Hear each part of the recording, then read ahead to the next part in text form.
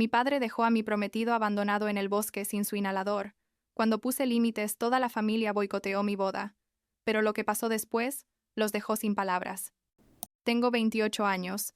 Trabajo como gerente de proyectos en una empresa de software, y honestamente necesito contar esta historia, porque llevo meses procesando todo lo que pasó. Y todavía hay días en que no puedo creer que mi propia familia haya hecho lo que hicieron. Supongo que debería empezar diciendo que mi familia siempre ha sido, digamos, intensa. Mi papá, mis tíos, mi primo. Todos tienen esta cosa de ser hombres rudos, tipo los que cazan y pescan, y piensan que eso es lo que define a un hombre de verdad. ¿Me explico? Crecí viendo cómo trataban a los novios de mis primas, haciéndoles bromas pesadas y pruebas raras para ver si eran dignos de estar en la familia. Pero siempre pensé que era solo su forma de ser protectores. Ya sabes, nada realmente malo. Conocí a Michael hace como 3 años en una conferencia de trabajo. Él es diseñador gráfico, trabaja desde casa la mayoría del tiempo, y es básicamente el hombre más amable y tranquilo que he conocido en mi vida. Es inteligente, tiene un sentido del humor seco que me encanta, y desde el principio me trató como si fuera la persona más importante del mundo. Después de 1 año y medio de estar juntos, me propuso matrimonio en un viaje que hicimos a la costa, nada ostentoso ni elaborado, solo nosotros dos viendo el atardecer. Y fue perfecto. Estaba tan emocionada de contarle a mi familia. Pensé que iban a estar felices por mí, pero mirando hacia atrás, debí haberlo visto venir. Todas las señales estaban ahí. La primera vez que Michael vino a cenar con mi familia fue como 2 meses después de que empezamos a salir.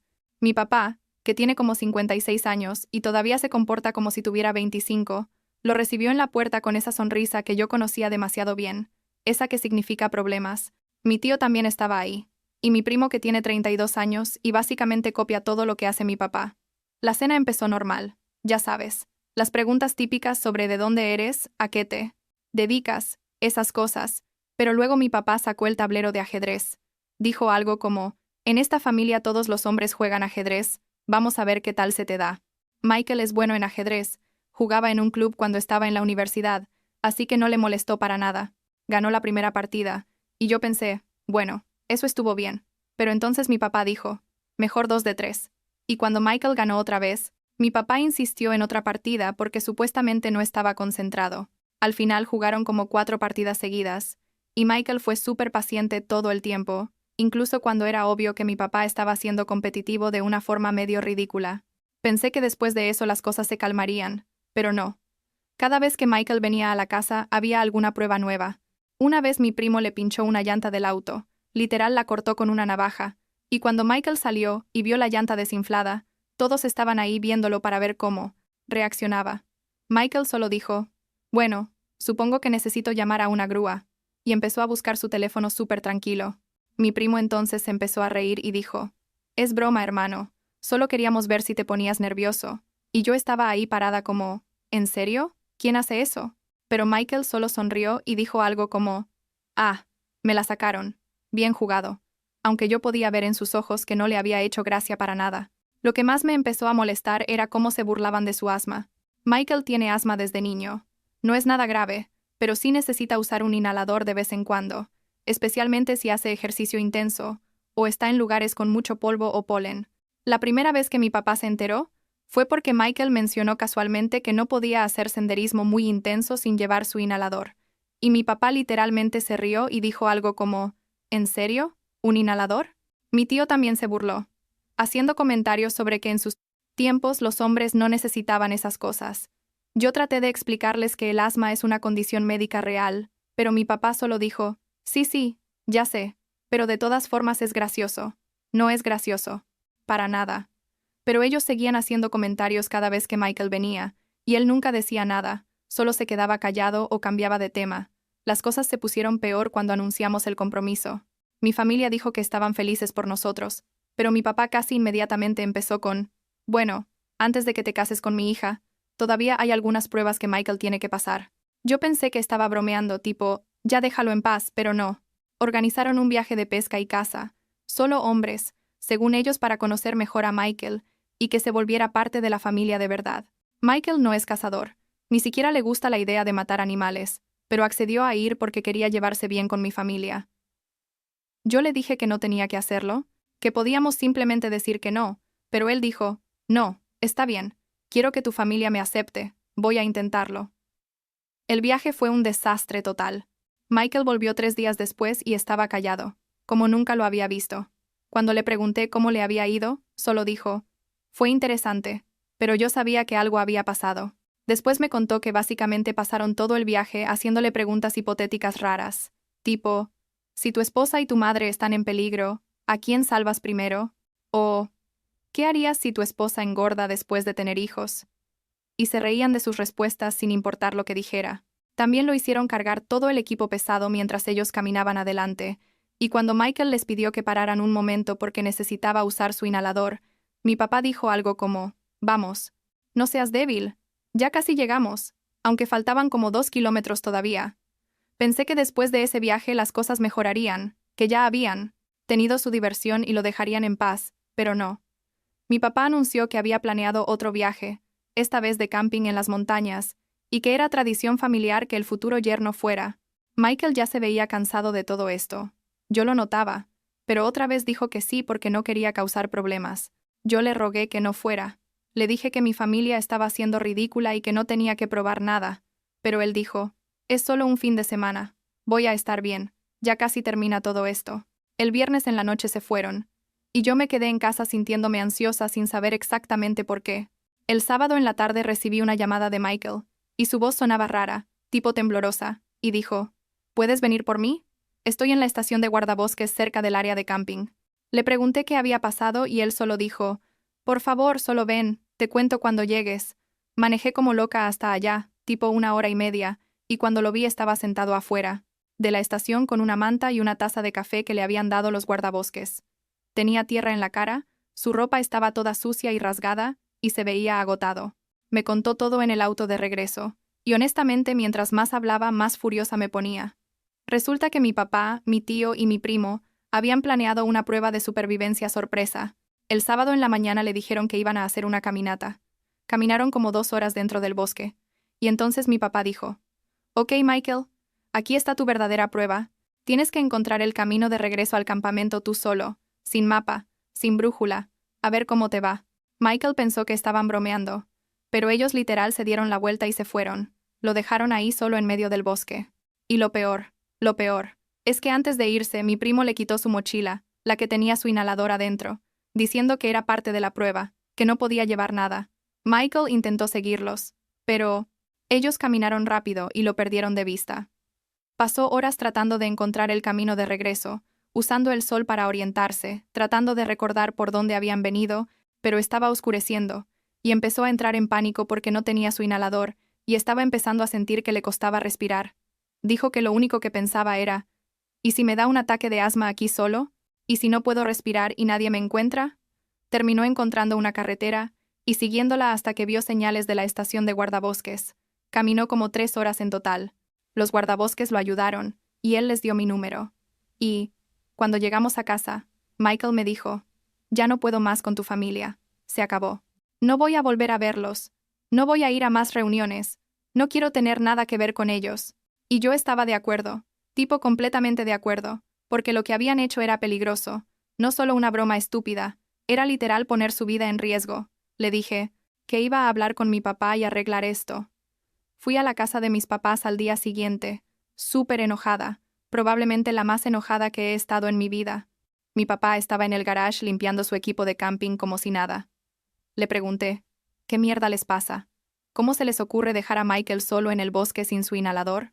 Mi papá se volteó y me miró como si yo estuviera exagerando y dijo, «Ay, por favor, era solo una prueba. Queríamos ver si era lo suficientemente hombre para estar en esta familia. Además, está bien, ¿no?» Encontró el camino de regreso. Le grité que Michael pudo haber tenido un ataque de asma, que pudo haberse perdido de verdad, que lo que hicieron era abuso, no una prueba. Mi papá se empezó a reír.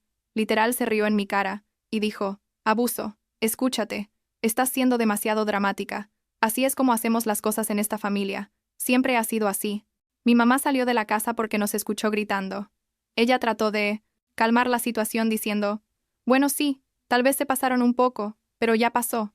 ¿No podemos todos simplemente superarlo?» Le dije que no íbamos a superarlo, que lo que hicieron estuvo mal, y que necesitaban disculparse y prometer que nunca más iban a hacer algo así. Mi papá dijo, No voy a disculparme por tratar de proteger a mi hija. Eso es lo que hacen los padres. No es protección, le dije. Es maltrato. Es bullying.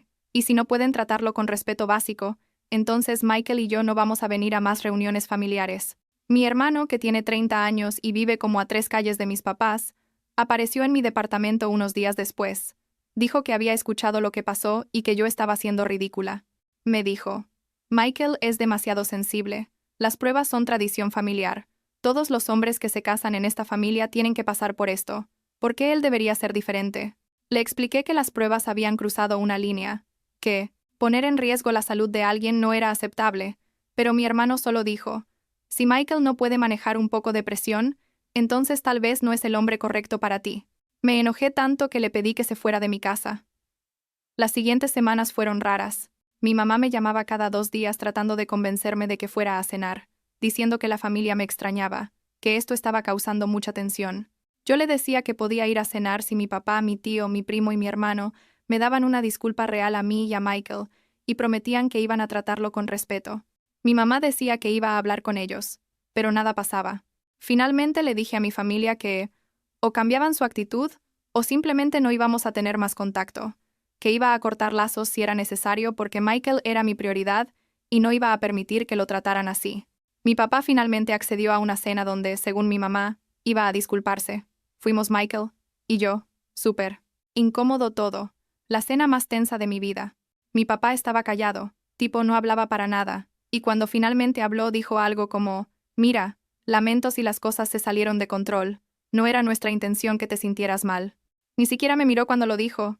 Estaba mirando su plato. Le dije, ¿y qué hay de Michael? ¿Vas a disculparte con él? Mi papá suspiró como si le estuviera pidiendo algo imposible y dijo, sí, Michael, disculpas, hermano. Fue solo una broma que se pasó un poco. Michael solo asintió. No dijo nada. Pero yo sabía que no estaba satisfecho con esa disculpa de mierda. Pensé que las cosas iban a mejorar después de eso. Pero no. Una semana después, mi primo me encontró en un café y se sentó conmigo sin preguntar. Me dijo que la familia estaba triste, que yo estaba rompiendo a la familia por un malentendido, que mi papá se sentía terrible, pero no sabía cómo arreglar las cosas. Le dije que no era un malentendido, que lo que hicieron estuvo, objetivamente mal, y que si mi papá de verdad se sentía terrible, podía demostrarlo tratando a Michael como una persona normal, en vez de como un objetivo para sus bromas crueles. Mi primo dijo algo como, siempre fuiste la favorita de papá, no puedes simplemente abandonar a la familia así. Y yo le dije, no estoy abandonando a nadie, solo estoy poniendo límites, que es algo que esta familia claramente no entiende. Tuvimos otra cena familiar como un mes después, esta vez con todos ahí, incluyendo mi hermano. Todos fueron súper educados con Michael, pero de una forma forzada, tipo como robots diciendo las cosas correctas sin sentirlas. Mi papá le preguntó a Michael sobre su trabajo. Mi tío hizo comentarios sobre el clima. Mi primo habló de deportes, todo muy superficial y falso. Al final de la cena mi papá dijo, vamos a intentar hacer las cosas diferentes, sin más pruebas, sin más bromas, ¿de acuerdo? Pero ni siquiera sonaba sincero cuando lo dijo. Sonaba como si alguien lo hubiera obligado a decir esas palabras. Los meses pasaron y seguimos teniendo contacto limitado con mi familia. Íbamos a algunas cenas, pero Michael siempre estaba tenso, y yo podía sentir que él realmente no quería estar ahí. La boda estaba planeada para septiembre, como 6 meses después de todo el drama del camping, y enviamos invitaciones a todos, obviamente. Mi papá y mi hermano dijeron que iban a ir, pero conforme se acercaba la fecha empezaron a hacer comentarios raros. Mi papá dijo cosas como, bueno, si están seguros de que este es el momento correcto, y mi hermano preguntó si realmente necesitábamos casarnos tan pronto, ¿no podíamos esperar un poco más? La semana antes de la boda mi mamá me llamó llorando. Dijo que mi papá y mi hermano habían decidido que no iban a ir a la boda porque se sentían conflictuados. Conflictuados. Esa fue la palabra que usaron. Dijeron que sentían que yo los había forzado a cambiar quiénes eran, que no podían celebrar un matrimonio donde sentían que el novio era demasiado sensible y que yo había elegido a un extraño sobre mi propia familia. Le dije a mi mamá, ¿en serio? ¿Así de lejos van a llegar con esto? Ella solo lloraba, y decía que había tratado de convencerlos pero que no escuchaban. Mi tío y mi primo también decidieron no ir. Solidaridad masculina o algo así. El día de la boda fue hermoso. Tipo realmente perfecto. Pero había un vacío obvio. Mi mamá vino, Algunas de mis tías y primas vinieron, pero todos los hombres de mi lado de la familia estaban ausentes. La gente preguntaba dónde estaba mi papá para el baile padre-hija, y yo tenía que decir que no pudo venir, sintiéndome humillada y enojada al mismo tiempo. Michael estuvo increíble todo el día, manteniéndome calmada, diciéndome que lo único que importaba era que estábamos juntos, pero yo sabía que él también estaba herido por todo esto. Después de la boda, mi papá empezó a decirle a la familia extendida que él era la víctima en toda esta situación. Dijo que yo lo había obligado a cambiar, que Michael me había alejado de mi familia, que él solo había estado tratando de protegerme y yo lo había rechazado. Mi mamá me contaba estas cosas en llamadas telefónicas, sintiéndose atrapada en el medio. Algunos familiares le creían a mi papá, otros me apoyaban a mí, y básicamente la familia se dividió en bandos. Han pasado como 8 meses desde la boda. Michael y yo estamos bien, tipo realmente bien. Tenemos nuestro propio departamento nuevo, y estamos construyendo nuestra vida juntos. Hablo con mi mamá regularmente, ella viene a visitarnos a veces, pero no he hablado con mi papá desde la boda. Mi hermano me mandó un mensaje en mi cumpleaños, solo un feliz cumpleaños seco, y yo respondí, gracias, nada más. Sé que mi papá sigue enojado. Mi mamá dice que se queja de mí cada vez que puede. Dice que arruiné eventos familiares porque la familia ya no se siente completa sin nosotros ahí, pero yo honestamente ya no me importa. Le dije a mi mamá que la puerta está abierta, si mi papá y mi hermano quieren tener una relación real con nosotros, pero que tiene que ser en nuestros términos, con respeto genuino hacia Michael y sin más bromas o pruebas o ninguna de esa mierda. La semana pasada fue Acción de Gracias, y mi mamá organizó una cena. Nos invitó a Michael y a mí, dijo que mi papá había dicho que estaba bien si íbamos. Decidimos ir, tipo dar una oportunidad más, pero cuando llegamos, la tensión era palpable. Mi papá apenas nos saludó, comimos en silencio casi total, y cuando intenté hacer conversación sobre el trabajo de Michael, mi papá solo dijo, y siguió comiendo. Al final de la cena, cuando ya nos íbamos, mi papá dijo, espero que estén felices con cómo resultaron las cosas, y no sé si lo decía con sarcasmo o qué, pero Michael solo dijo, estamos felices, gracias, y nos fuimos.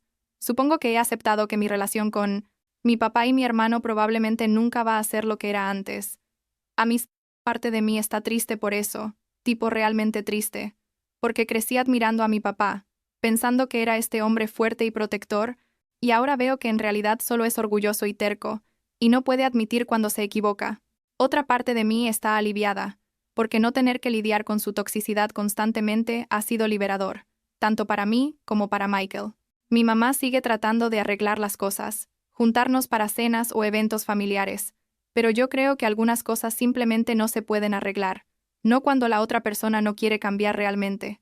Michael nunca me ha dicho que lo siente o que desearía que las cosas fueran diferentes, pero sé que le duele. A veces lo veo mirando fotos de mi familia de cuando yo era niña, fotos donde mi papá me carga o donde estamos todos riendo en algún viaje, y sé que está pensando en cómo algo que se veía tan bueno se volvió tan malo. Le he dicho 1000 veces que nada de esto es su culpa, que mi familia eligió comportarse así, pero creo que él todavía se siente responsable de alguna forma, como si él hubiera causado esta división solo por existir. La verdad es que no sé cómo va a terminar todo esto.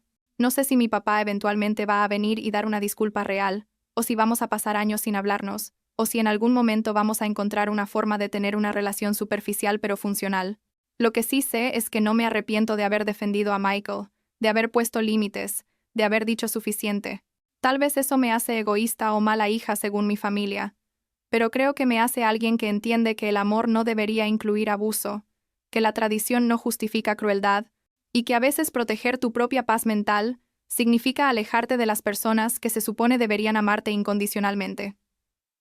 Ayer Michael me preguntó si extrañaba a mi familia, específicamente a mí, papá. Le dije la verdad. Qué extraño al papá que pensé que tenía, pero que ese papá probablemente nunca existió realmente. Solo era la versión que yo había construido en mi cabeza cuando era niña. Extraño la idea de tener una familia unida, de poder ir a cenas de Navidad sin sentir tensión, de poder compartir buenas noticias sin preguntarme quién va a arruinarlo con un comentario sarcástico, pero no extraño el estrés constante, las bromas crueles disfrazadas de tradición, o tener que defender a mi esposo cada vez que estamos cerca de ellos. Y supongo que eso es suficiente, ¿no? Elegir la paz sobre la obligación familiar. Al menos eso es lo que me digo a mí misma para poder dormir en las noches.